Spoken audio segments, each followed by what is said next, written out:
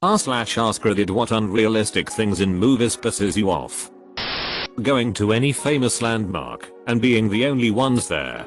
I was fully expecting to fight some bad guys at the top of the Eiffel Tower. I did get to see a beautiful sunset over Paris, so that was nice. How many illuminated Eiffel Tower merchants did you have to fight off on the way up? When a 25-year-old is cast to play a 16-year-old, we can all see it for duck's sake. In Harry Potter, Moaning Myrtle was played by a 37-year-old actress, yet the character was said to be 14. I'm convinced that's just Danny Radcliffe in a wig. When someone shoots 50 bullets with a pistol but never reloads. Number 3 Walking Dead. With their recoil. They have consistently done a terrible job with both muzzle flashes and tiny recoil lifts in that show. How people can have a quiet conversation in bars and nightclubs. That's why I love The Social Network. Eisenberg and Timberlake actually have to shout their lines in the club. Yeah. But it was a little bit hard to understand what they were saying. I'd rather understand the movie than have it be more realistic. Everybody works crappy retail jobs. Yet they live in a fantastic city in a fantastic apartment and they can afford to go to the club every night and order lots of mixed drinks. Also how those jobs are portrayed. Cashiers don't get to read novels or draw works or art, or have hour-long quirky conversations with attractive customers. If I do anything besides working and standing behind the register, my boss gets mad. Even when it's slow. If you have time to lean, it's time to clean. Edit. I'm ashamed that all of you upvoted this. People who get shot/stabbed/injured and still manage to run the length of marathon or drive long distance car chases without passing out. Edit. For anyone mentioning Araya, all I can say is that she wears other people's faces. But she can't win a fight when she's been disassembled. And in a world where dragons exist, I'll give her a pass on this one. Also, John came back from the dead. Unless you're an unimportant character, then you die instantly from the first scratch. Women waking up with makeup and hair done. Or going to bed with a full face of makeup. Stepping out the shower with wet hair and a perfect face of makeup. That reminds me of a suitemate I had my first year of college. She would sometimes shower with all of her eye makeup still on. Except when she came out to dry her hair, she looked like something out of a bad horror film. I have no idea why she didn't just wash it all off. When a family sits down for a full breakfast spread before going to work/school, who the duck actually does that or has time for that? And they eat a single bite then take off. Ungrateful brats. Henchmen taking more than 5 seconds to shoot at the protagonist. Or when they taunt for a couple minutes saying haha there is nothing you can do and the perp gets away. Or when people say perp because no cop in real life says that. How the duck can you go through a laser field by doing a bunch of gymnastics? Why are there so many gaps in our laser field? Why does the laser field move? Why aren't there other security measures like infrared cameras or a guard? When couples who divorce in movies inevitably get back together at the end of the film. Bonus points when it comes at the expense of the other partner. Always a new boyfriend, who is either a complete jackass, dies, or both. Liar pissed me off about this. Robin Williams refused to do that in Mrs. Doubtfire. He said too many kids of divorce would be hurt and angry. Interestingly, that was going to be the end of Mrs. Doubtfire. And Pierce Brosnan's character was going to be the typical snide stepfather who was going to ship the kids to boarding school. You know the one. Williams. Sally Field and Chris Columbus were all divorced though, so decided to change it. C4 is incredibly stable in real life. You can shoot it and nothing will happen. You can start it on fire and nothing will happen. But in movies, it's got the stability of a chihuahua on meth. Just look at it wrong and the building will go up.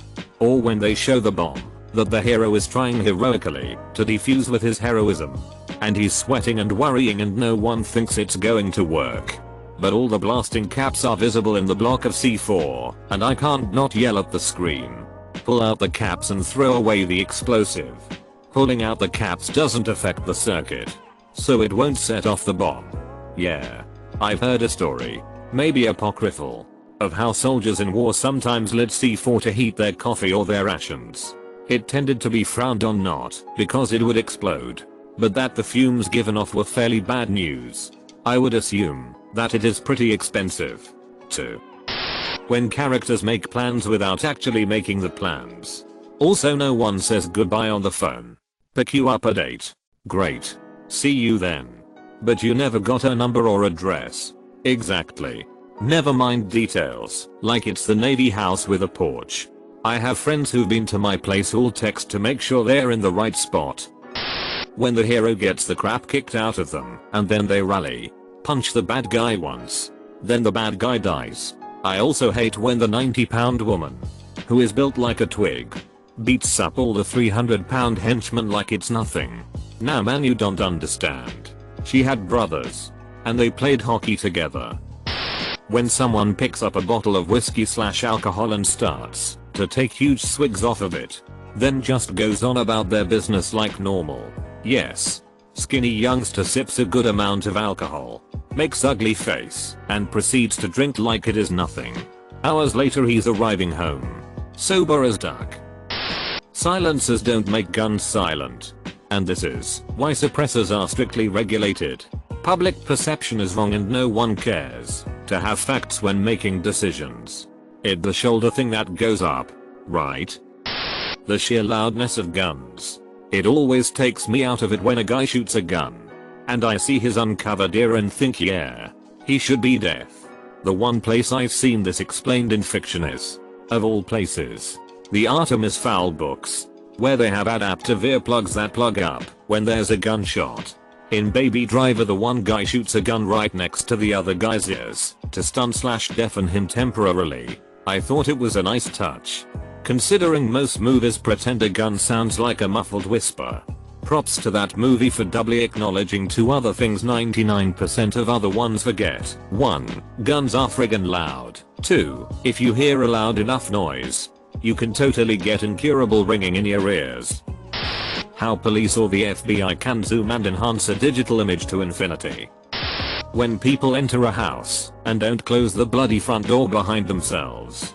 A lot of the time it's because they're on a set and shutting a door too firmly would cause the frame and backdrop to wobble. But gab, it annoys me. People never close gates in movies. As a person who spent way too much time chasing escaped livestock in my youth, this is infuriating to see. Any type of hacking. It's nothing like that in real life. PSH. Maybe not for you, but I already broke your encryption. Connected to your mainframe and downloaded your car. And you can't do anything to stop me. Number hack the planet. Wait. Lem write a night tracer in Windows Media Player with Visual Basic. And DDoS the Pentagon with your T82. Random keyboard presses. Robotic voice. Welcome to IP Tracer. Enter IP to be traced. 82 screen. Welcome to the military database of the Pentagon. The Geeks are always really cool people and would be popular in real life. Cough the Amazing Spider-Man cough. Ah yes. Andrew Garfield. The super attractive, cute, fit type. Definitely what Peter Parker should be.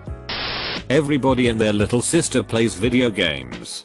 But Hollywood still uses gaming as shorthand for this character is a man-child/untouchable social reject. Show a kid holding a PS2 controller which is somehow plugged into an Xbox, which isn't turned on.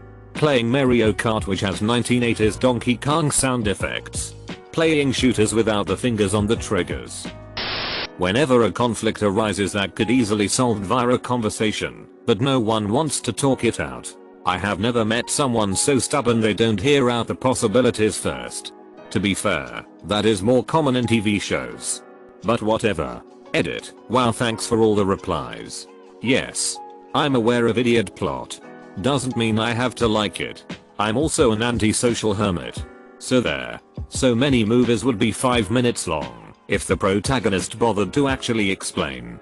Wait. I can explain. Fine. Explain then. Says nothing. Gets mad and leaves.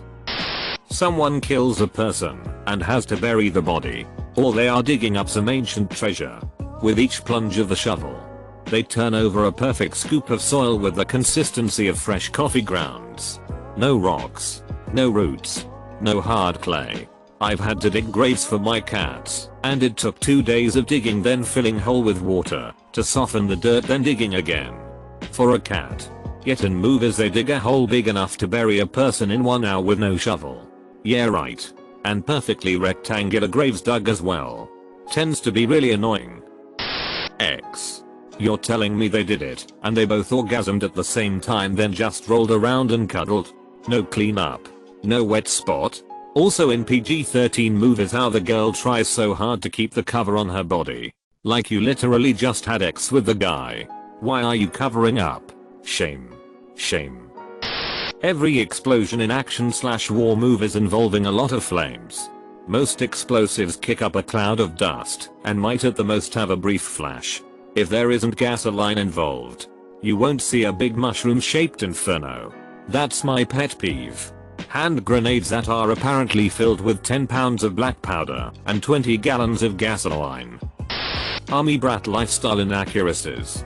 Like in Tokyo Drift, when the main character gets sent to Japan to live with his dad who's in the military, and he gets sent to a Japanese school where no one speaks English. That wouldn't happen. There are American schools there for American kids. I was also watching Silicon Valley in summer and a character mentions that her dad was stationed in Pakistan, so she lived on the base there for a while. No. Just no. I think that's the worst one I've heard. Makes sense. Why on earth would they go to a Japanese school? They aren't citizens of Japan. They don't speak Japanese. Etc. Wabaki.